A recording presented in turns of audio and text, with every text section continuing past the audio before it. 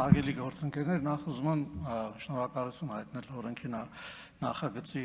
մշակման համար, շատ կարևոր եմ համարում, որ բոլոր այն մարդիկ, ովքեր ստանում են հնարավորություն պետության կողմից այդ թվում նաև աջակցություն որևէ տեղ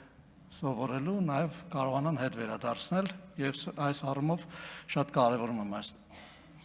նախաձեռնությունը, բայց ուզում եմ խոսել կրթության ընդհանրապես հնարավորությունների եւ դրա խոչընդոտների մասին եւ ուզում եմ ասել, որ առաջին հայացքից top 50 համալսարանը լավ է հնչում, բայց օրինակ top 200, top 300, top 400, top 500-ը նույնպես լավ է հնչում, այսինքն ես ուզում եմ, որ մենք չընկնենք այնպիսի մի ծուղակի մեջ, որտեղ ասենք օրինակ ռեյտինգով բարձր համալսարանը եւ նրա ուսանողներին ավելի բարձր դասի մեջ դնենք, քան թե օրինակ ռեյտինգով ոչ այնքան բարձր, բայց էլի լավ ուսանողների։ Ասենք օրինակ պարոն Ռուբինյանը հրաշալի օրինակ բերեց այս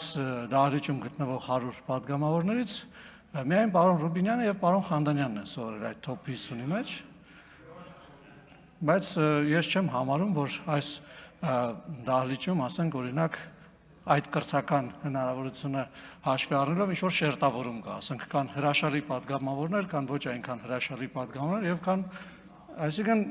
ուզում եմ մենք հաշվի առնենք, որ երբ որ բանակի եւ այլ հնարավորություններ կան, որոնք որ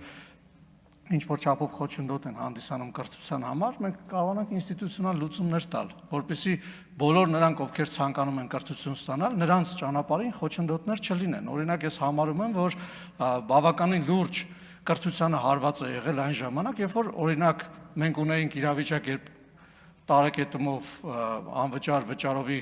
տեղերում ընդունված ուսանողները ստանում էին շատ մեծ քանակի տարեկետման հնարավորություններ եւ հետո մենք վերացրեցինք այդ հնարավորությունները։ Իհարկե այս գումարման ազգային ժողովի ընթացքում չի եղել, 15 տարի առաջ է եղել, 20 տարի, բայց դա մեծ հարված է եղել կրթությանը եւ մենք պետք է վերանայենք այդ որոշումները եւ հասկանանք ինչ ենք մենք ստացել եւ ինչ ենք կորցրել դրա արդյունքում։ Շնորհակալություն։